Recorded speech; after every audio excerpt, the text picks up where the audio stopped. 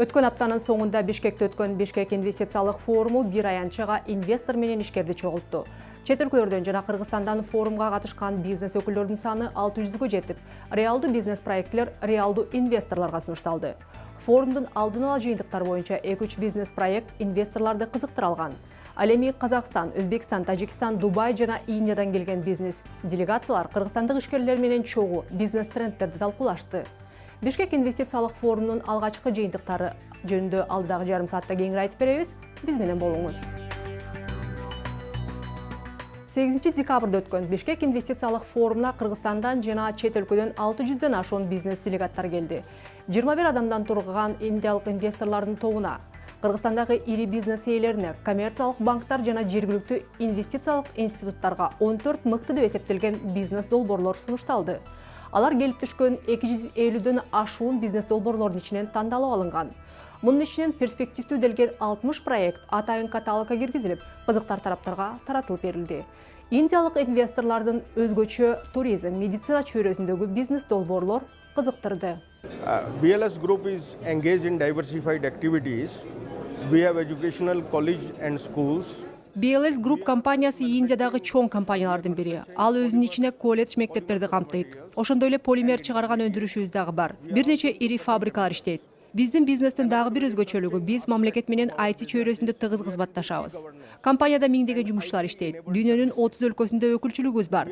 Мен Кыргызстанга элчиликтин демилгеси менен алгач келип жатам. CIA компаниясынын көмөгү менен индиялык инвесторлордун делегациясы Кыргызстанга келди. Мен Кыргызстанда 3 күн болсом дагы өлкө жаратылыш ресурстарына өтө бай, келечекте биздин инвесторлор үчүн кызыктуу экендигин байкадым. Кыргызстандан Индияга экспорттоочу товарлар көп экен. Эл аралык инвесторлор менен кызматташуу демилгесин Кыргызстан өз колуна алып, бул чөйрөдө алдыга жылышы керек. Айта кетчү нерсе, Индиянын премьер-министри сиздерге келип кеткен жана ошондой эле Кыргызстандын президенти Индияга иш сапары менен барган. Бул жакшы жөрөлгө деп эсептейм. Бизнес ээлеринин ортосуна дайыма бүгүнкү форум сыяктуу пикир алышчу иш-чаралар болуп турганы жакшы. Мындай платформалар эл аралык гана эмес, жергиликтүү бизнести өнүктүрүүгө салым кошот. Себеби бизнес үчүн эң маанилүү нерсе бул маалымат алмашуу жана байланыштарды түзүү. And now President of Kyrgyzstan is visiting Delhi. I am hopeful this will increase mutual business. Ошондой эле Тажикстан, Өзбекстан, Дубай жана Казакстандан келген бизнес делегаттар кыргызстандык ишкерлер менен бирге жаңы экономикалык шарттагы инвестиция тартуу проблемалары жана аны чечүүнүн жолдору, Индия жана Борбордук Азия кызматташтыгынын жаңы жолдору аттуу 2 пленардык дискуссияларда аймактык жана дүйнөлүк экономикалык бизнес трендтерди талкуулашты. Борбордук Азия мамлекеттериндеги компаниялар бизнесин эл аралык деңгээлге чыгарып, башкаруу стандарттарын өзгөртүүсү зарыл. Ошондо гана потенциалдуу инвесторлорго кызыктуу боло алат. Мы должны учитывать, что в странах Центральной Азии, вот один из докладчиков говорил, пока имеем очень мало информации друг о друге. Я имею в виду на уровне бизнес-идей, бизнес-предложений. Борбордук Азия өлкөлөрүнүн ортосунда бизнес-идея, бизнес долбоорлор жаатында маалыматтар абдан аз. Кыргызстандык компанияларга Өзбекстандын компаниялары сыяктуу эле дүйнөгө өзүн жарыялоого аракеттениши керек. Мисалы, жок дегенде интернет баракчаларын англис тилине которуп, бизнести башкаруунун стандарттарын өзгөртүп, корпоративдик башкарууну киргизүү керек. Об этом в ходе панельной дискуссии много говорилось. Если мы сможем выйти и стандартизировать. Бул боюнча бүгүнкү талкууларда дагы көп эле айтылды. Анда айтылгандай, биздин компанияларды эл аралык деңгээлге көтөрүү менен гана аны инвестицияга кызыктуу кыла алабыз. Двумя странами. Я думаю, что на сегодняшний день есть примеры, когда Эки өлкөнүн ортосундагы байланыш боюнча айтсак, өзбек-кыргыз ишкерлеринин ортосунда соода алака бар. фазой сотрудничества может стать именно инвестиционная фаза, когда эти компании начнут уже вкладывать в этот бизнес. Обычно это происходит, когда Эмки кадам инвестиция көлөмүн көбөйтүү багытында болушу керек. Бизнесте ишеним, көбүрөөк киреше табуу, кеңейтүү максаты жаралган жаңы долбоорго издөө жүрөт. Бул эки жака тең пайдалуу жана кирешелүү. Албетте ал үчүн ишканалар эл аралык деңгээлде ачык айкын иштөөгө даяр болушу керек. бизнеса научиться вести его на по международным стандартам. Ну и далее, конечно же, активно. Андан ары Борбордук Азия аймагындагы бизнес мамилени күчөтүү зарыл. Ал үчүн соода долбоорлор же бүгүнкүдөй форумдар болобу, эң башкысы маалымат алмашуусу менен гана инвестициялык көпүрөнү кура алабыз. Данный Бишкекский инвестиционный форум – это отличная площадка для такого рода знакомств.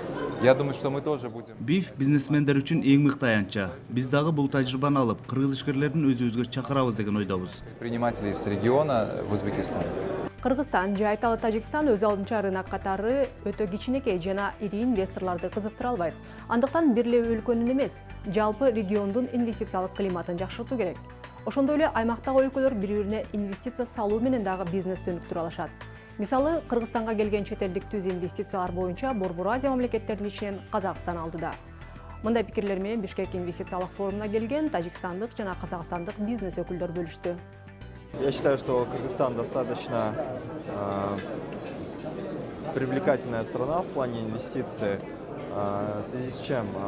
В связи с тем, что здесь достаточно территории, к примеру, вот, насколько я понимаю, для развития сельского хозяйства. Менин оюмча Кыргызстанда инвестиция тартууга баардык мүмкүнчүлүгү бар. Мен билгенден айыл чарбанын потенциалы жогору. Айрыкча учурда дүйнөдө азык-түлүк тартыштыгы жаралган кезде. Бул тармакта иш алып баруу Кыргызстанга абдан пайдалуу болот. Можно привлечь достаточно большие деньги и развивать сельское хозяйство. Я считаю, что ЖИА, организовав вот эту вот платформу, эту площадку, она сделала качественный шаг вперед навстречу инвестициям, навстречу вызовам, скажем так, которые... ЖИА инвестицияга карай кенен кадам коюптур. Бул эң туура багыт. Мындай иш-чараларды жылына жок дегенде 1-2 жыл өткөрүп туруу керек. Проведен сегодня форум, и я считаю, что нужно почаще проводить, ну, как минимум там, раза 2-3 в год можно организовывать подобные мероприятия. Перспективы, если проводить подобного рода мероприятия, я думаю, перспективы очень большие. Скажу почему. Сегодня я выступая уже озвучил то, что считаю, что народ в Кыргызстане достаточно трудолюбивый, рабочая сила. Кыргыз эли абдан мээнеткеч, анан жумушчу күчү дагы башкаларга салыштырмалуу өтө кымбат эмес. Андыктан Кыргызстандын инвестициялык келечеги алдыда деп ойлойм. Инвестиционная привлекательность Кыргызстана из года в год она просто растет. Как вы знаете, любая страна имеет свои особые факторы, которые формируют интерес иностранных инвесторов. На примере Кыргызстана можно привести в первую очередь к таким факторам. Это Ар бир өлкөнүн инвестицияга кызыктуу болгон өзүнүн өзгөчө факторлору бар. Мисалы, Кыргызстан саясий туруктуулугу, инвестицияга жагымдуу шарттар, географиялык жана климаттык ыңгайлуулук, жаратылыш ресурстарын кеңири колдонуу мүмкүнчүлүгү. Я считаю, что Кыргызстан может стать одним из стран Центральной Азии, который может быть интересным. Кыргызстан чет элдик инвесторлор үчүн эң бир кызыктуу өлкө боло алат. Мен билгенден Кыргыз өкмөтү бизнес долбоорлорду колдоого алып турат. Эгер аймактагы ар бир өлкө бул тармакта кызуу иш алып барса, Борбордук Азия инвестициялык регионго айланат. Очень много представляет инвестиционных проектов. Это нас очень радует, потому что улучшение инвестиционного климата одной из стран Центральной Азии это улучшит имидж и инвестиционный климат всего региона. Было очень приятно, что без участия самого государства сегодня бизнес-ассоциации Мени бизнес ассоциациянын жеке демилгеси жана аракети менен өкмөттөн колдоо күтпөй эле ушундай чоң масштабдагы иш-чараны өткөрүп жатканы кубандырат. Мындай аянтча идея алмаш үчүн абдан жакшы. Хорошая площадка для встречи предпринимателя и инвестора, где предприниматели и инвесторы свободно могут общаться. Бишкек инвестициялык форумуна Кыргызстандын бардык аймактарынан 150ден ашуун ишкерлер келип катышты. Жана бул форумдун негизги көрсөткүчү болду десе болот. Анткени Бишкекте өткөн бизнес иш-чаралар көп учурда формалдуу жана борбордук мүнөздө болуп, аймактык ишкерлер фокустан сырт калып калат. Анын үстүнө Бишкек инвестициялык форумуна аймактан келген ишкерлердин баары тең өз эсебинен билет сатып алып катышканын айта кетүү керек. Деги эле Кыргызстанда өткөн форумдардын көбү мамлекет же донорлордун каржылоосу менен өтүп келет. Албетте Бишкек инвестициялык форумунун жыйынтыктарын чыгаруу азыр эрте, бирок ошентсе дагы алгачкы бир болжолдуу жыйынтыктарды айтууга болот болуш керек.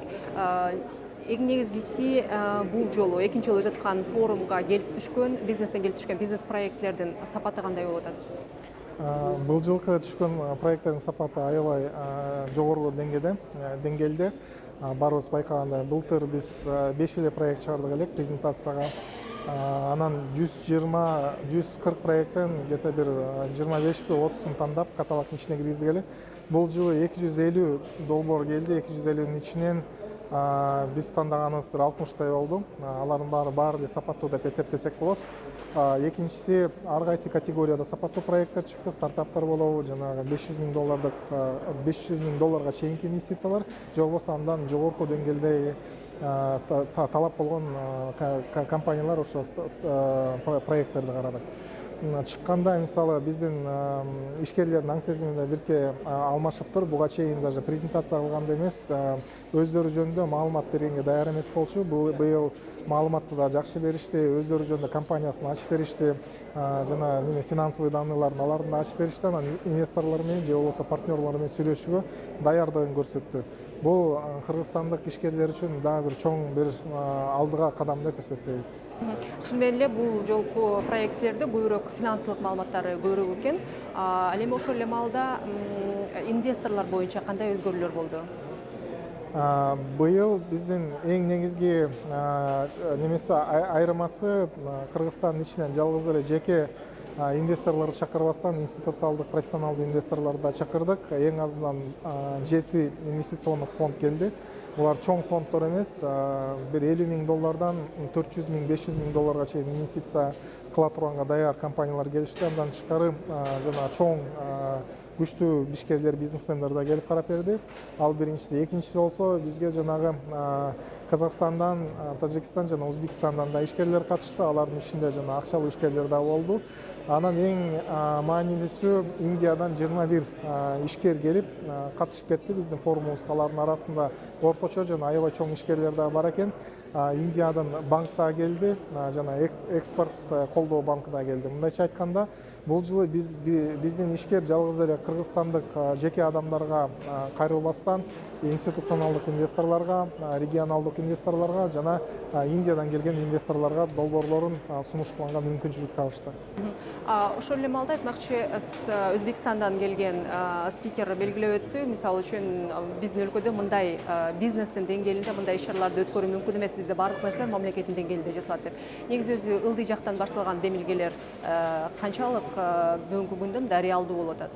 Ылдый жактан башталган демилгенин баары туруктуу болот. Анткени өйдөдөн түшкөндө мисалы башындагы бир начальник бир неме демилге түшүрсө, ал начальник бар болсо, ал демилге боло берет, ал кеткенден туруп калат.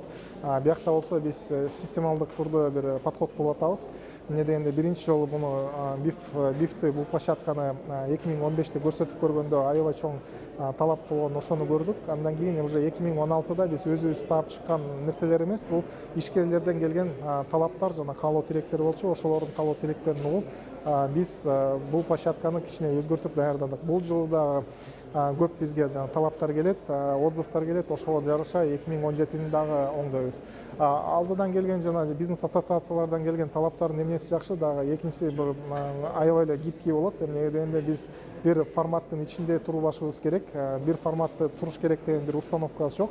Каалагандай ишкерге кандай пайдалуу болсо, ошол форматка өзүбүздүн форматыбызды алмаштырганга мүмкүнчүлүгүбүз бар.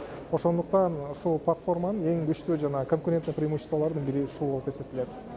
Азыр ушул тапта баягы ишкер менен инвестордун ортосунда алдын ала сүйлөшүүлөр жүрүп атат.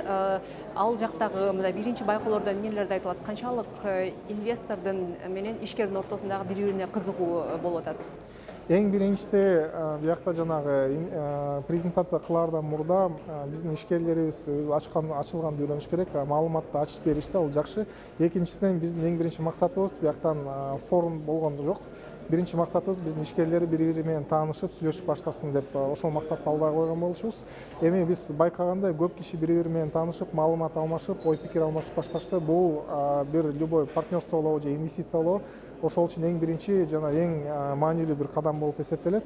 Ошондуктан азыр байкаганыбыз боюнча бир адам эң азынан бир 5-6 адам менен жолугуп сүйлөшүп атат. Мунун натыйжасын азыр чыгарганга бирке эрте, бирок ишенебиз, азыркы жолугушуулардын нөмөсүн жакын арада угуп үйрөнүп баштайбыз.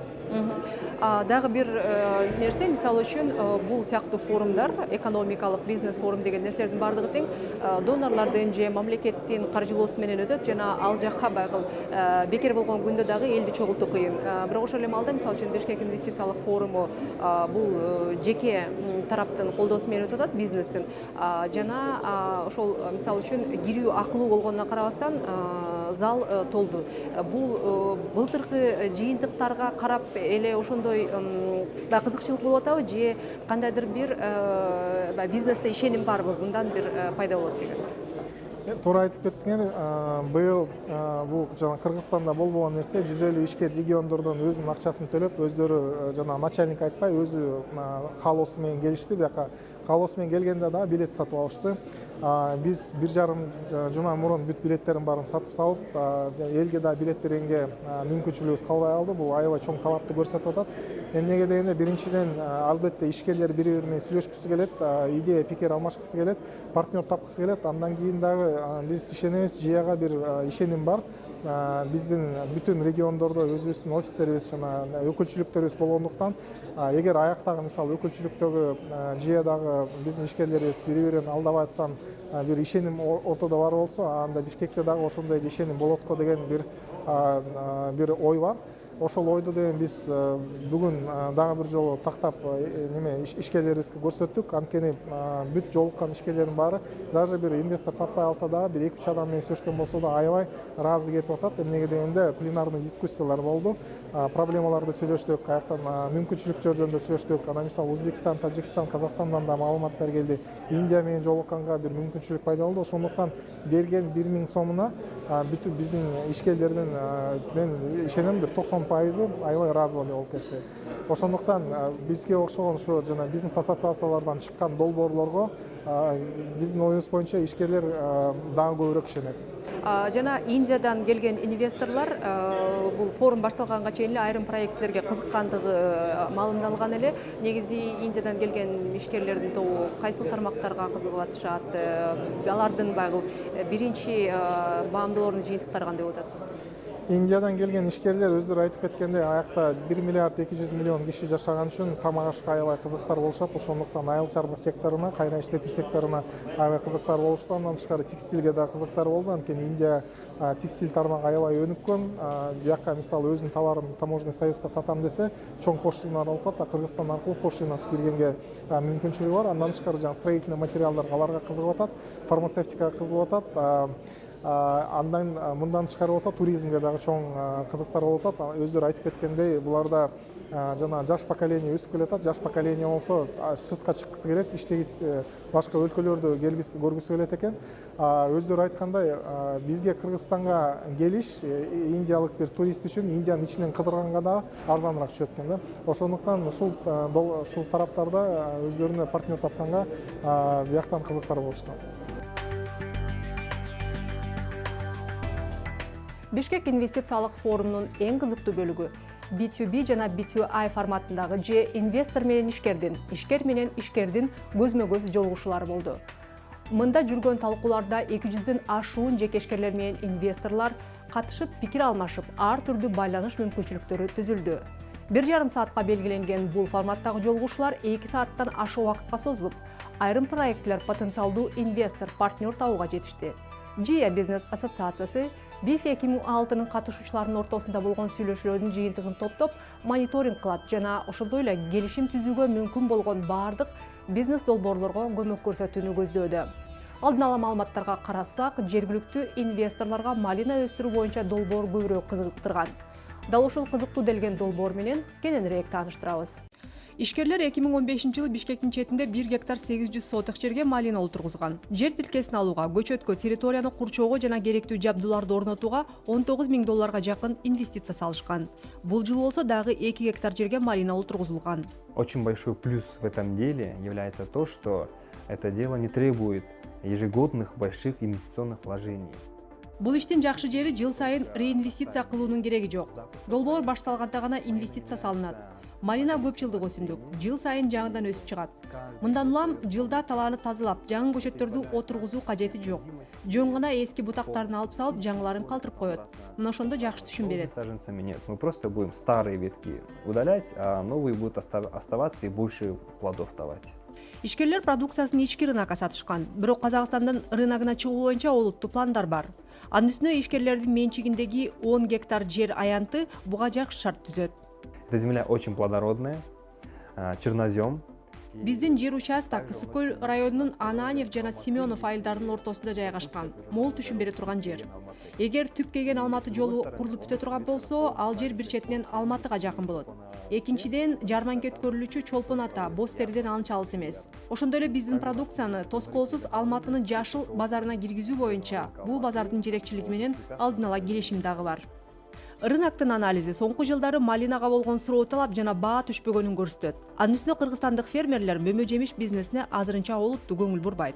Занимались в прошлом году, позапрошлом году, да, этим делом. У нас проблем со сбытом вообще не было, потому что Биз бул ишти былтыр баштаганбыз, чыгым көргөн жокпуз. Атүгүл биздин малинаны сатып алуу үчүн элдер бир жума мурун кезекке турган учурлар болду. Кыргызстанда малинанын орточо баасы 100-120 сом болсо килограмм үчүн, Казакстанда андан 70% жогору. Тагыраак айтканда малинанын 1 килограммы 200 сомго чейин жетет. дороже. То есть там будет в районе 150-200 сомов за килограмм. Малина өстүрүү жаатында иштеген ишкерлер Бишкек инвестициялык форумуна катышып, 10 гектар жерге малина эгүү боюнча $120 000 ашуун инвестиция издеди. Айтмакчы дал ушул долбоор жергиликтүү инвесторлордун чоң кызыгуусун жаратты. Ал эми стартап категориясында сунушталган интернет-дүкөн долбоору Бишкек инвестициялык форуму маалында болочок инвестор партнерлордон реалдуу сунуштарды алууга жетишти. Интернет-дүкөн Kids Cage Россиялык издөө системаларына балдар кийими Кыргызстан деп издөө салганда биринчилерден болуп ачылган топ интернет-ресурстардын бири. Молодой человек и девушка, они выходят по Дордо и договариваются с производителями. Биздин кызматкерлер Дордойду кыдырып, сатуучулардын кызыктуу кийимдерин сүрөткө тартып, кеңсеге келип, ал сүрөттөрдү сайтка ылайыктап жасап чыгышат.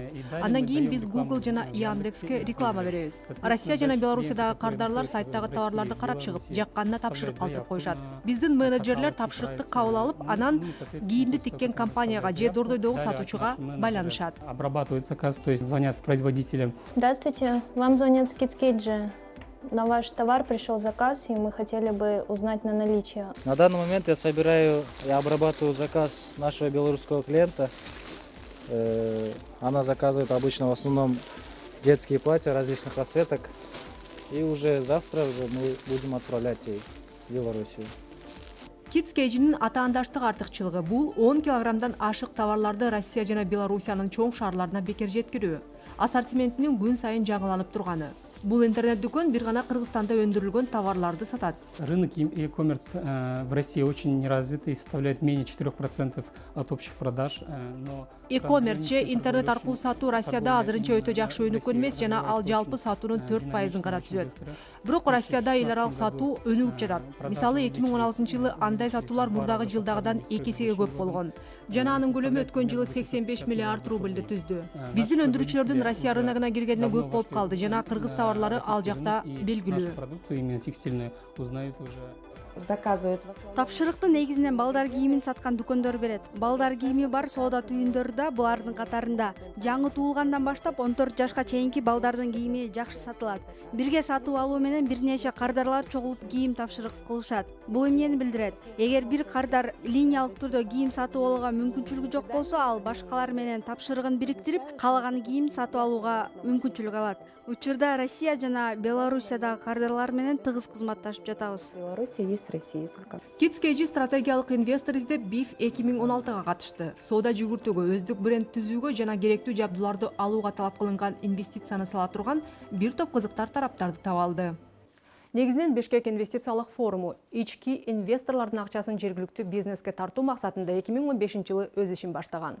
Былтыркы форумга колунда бош капиталы бар жеке жактар гана катышса, бул рет институционалдык инвесторлор каржылоого кызыктуу бизнес долбоорлорду издеди. Айыл чарба жана өндүрүш тармагы, кайра иштетүү тармагы кызыкчылыгыбыз бар Кыргызстанга биринчи. Экинчиден бул курулуш тармагы да бар. Эми биз бул бифке азыркы убакта 100 000 менен 400 000 доллардын ортосунда бир проекттерди карап атабыз. Же идея да болушу мүмкүн. Эми бул сөзсүз эле бир фирма болушу мүмкүн эмес, же бир бул проекттер да болушу мүмкүн, проекттин түрүндө да болушу мүмкүн. Эгер проекттин же бул фирманын өндүргөн товары же ошо ойлоп аткан проекти келечеги болсо, потенциалы экспорттоо потенциалы болгон фирмаларга биз караштырабыз. Анткени негизи эле айтып атпаймынбы, экинчи кадам катары биздин өзүбүздүн партнерлор менен кийинки аны дагы өнүктүрүү, чоңураак инвестиция алып келүү, ал фирманы дагы чоңойтуу деген максат койгон үчүн бизге потенциал, экспорттоо потенциалы биринчи критерийде турат. Эми алардын кызыкчылыгы кичине чоңураак фирмаларга болчу, чоңураак капитал салганга кызыкчылыгы бар. Алар эми кичинекей акчаны салып, кичинекей акчаны табайын деген ой жок, анткени алар чоң рыноктарга кызыгышат негизи. А бирок ошолорго алып келип бериш, ошол фирманы ошол деңгээлге жеткизиш, ойлойм биздин азыркы биздин максатыбыз ошо. Өзүнүн кичинекей ички капиталы менен ошо чет өлкөлөрдүн кызыккан көлөмгө алып келүү, андан кийинки көлөмгө алып келгенден кийин чогуу алар менен кайра дагы экинчи кандай айтканда экинчи кадам десек болот, экинчи кадам инвестицияны алардан күтөбүз. Экинчи критерия деген бул адам ошо кайсы иштеше аласызбы, ошо адам негизи чоңоюуга даярбы, башка инвесторлор менен чогуу иштешкенге даярбы, ошол критерий абдан бизге маанилүү. Анткени бул тармак бизде абдан өнүккөн эмес, негизи эле көбүнчө өз кажети менен, өзүнүн тааныштары менен же банк аркылуу менен, туугандары менен эле өнүгүп өсүү деген нерсе бар да.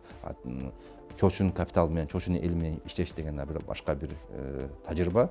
Буга ошо экинчи критерий деп мен ошону айттым. Финансылык жактары жакшы, эми анан оңдоп кетсе болот. Аларга специалист тартуу ал тармакка, анткени биздин ойлойм, биздин фирманын бул алып келген байлыгы деп ойлойм. Ошолорду биз өз кошо алабыз. Финанс жагын контролдоо, финанс жагын тазалоо же жакшы специалист ошол тармакка тартуу боюнча бул биздин өзүбүздүн колунан келе турган нерсе, бул ошо фирмага кошо турган нерсебиз. А бирок ошол киши биз менен иштеше алабы, ачыкпы? Финансылык кредиттик мекеменин кардарынын кандай укуктары бар жана ал кайсы учурда укуктары колдонулат? Бул тууралуу Капиталдын улуттук банк менен биргеликте даярдаган Финсабат рубрикасынын кезектеги чыгарылышында. Адегенде эле бардык жарандар керектөөчүлөр өлкөдөгү финансылык кредиттик мекемелерден каалаган маалыматын алууга укуктуу. Андыктан банктын кардары боло элек болсоңуз дагы насыяга байланыштуу керектүү маалыматтарды топтой аласыз. Айтмакчы, банктар дагы мындай кардарларды колдошот. Анткени башынан насыяга жоопкерчиликтүү мамиле кылган кардар менен кийин өзгөчө деле маселе жаралбайт. Мына ушундан улам бир да банк насыянын түрлөрү, үстөк пайыздары жана башка маалыматтарды берүүдөн баш тартпайт. Ар бир банкка барып, ошол кредиттик эксперттер менен кеңешип, ошол ар бир финанс кредиттик мекеменин кандай кредит берет экен, кредиттердин берүүнүн талаптары кандай экен, пайыздары кандай экен, күрөөлөрүнө болгон талаптары кандай экен, ошол маалыматты толук чогултуш керек да, ар бир кредиттик мекемелер. Бул жерде кредиттик мекеме кардарга толугу менен ошол маалыматтарды берүүгө милдеттүү. Маалымат топтолуп, насыя алуу чечими кабыл алынгандан кийин банктан келишимдин долбоорун талап кыла аласыз. Мында келишимдин долбоору жөнөкөй жаранга түшүнүктүү болуп жазылышы шарт. Айтмакчы, ар бир кардар өзүнө түшүнүктүү тилде гана келишимге кол кое алат. Мисалы, расмий тилде жазылган келишимден баш тартып, кыргыз тилине которушун талап кыла аласыз. Келишим жаранга түшүнүктүү жазылыш керек. Ал түшүнбөй аткан пункттар болсо, ал түшүнбөй аткан маселелер турса, ошонун баарысын түшүндүрүүгө барып кредиттик специалистке кайрылса, адиске кайрылса, ал толугу менен түшүндүрүп бергенге милдеттүү. Ошол келишимдин ар бир пунктун түшүнүп алгандан кийин гана ошону кол коюуга укугу бар. Мындан тышкары, эгерде кардар келишимге жакшы түшүнө албай, же болбосо келишим менен башка бирөө менен акылдаша турган болсо, келишимдин долбоорун алып кетсе болот. Келишимге кол койгондон кийин банктын кардарынын укуктарына жана милдеттерине ээ болосуз. Кардар өзүнүн сунуштарын, каалоолорун же даттанууларын кагазга жазып, каалаган учурда банкка кайрыла алат. Ар бир арызга банк 10 күн ичинде жооп берүүгө милдеттүү. Кардар негизинен ошол акчаларды өз учурунда алган, карызга алган акчасын өз учурунда төлөп турууга аракеттениш керек да, график менен. Себеп дегенде бир күн кечиктирсе дагы банк ага карата кандайдыр бир айыптарды эсептеп койгонго укугу бар да. Төлөгөн, ошол акчага төлөгөн дүмүрчөктөрдү так текшерип алып, туура төлөнүптүрбү, туура эмес төлөнүптүрбү деп карап, ошол дүмүрчөктөрдү кредиттик келишим боюнча бүт талаптар аткарылып бүткөнгө чейин ошолорду сактоосу зарыл да. 2014 жылдан баштап банк жана микрокредиттик уюмдардын кардарларын насыяны мөөнөтүнөн мурда төгүү укугуна ээ болушту. Ага чейин айрым банктар насыяны мөөнөтүнөн мурда төгүп кутулган макул болушчу эмес. Эми бул кардардын мыйзамдуу укугу. Айтмакчы, насыяны төлөмдөрүн эрте төлөгөн кардарларга өткөн жылдан баштап банктар айып пул сала албайт. Ага мыйзам бөгөт коет. Бул өткөн аптанын экономикалык обзору болду. Ушул жана башка экономика, бизнес темалар менен кесиптешим Айсулу Текимбаева 3-күнү кечки саат 8:25 тааныштырат. Өткөрүп көрбөңүз. Ишиңизге ийгилик.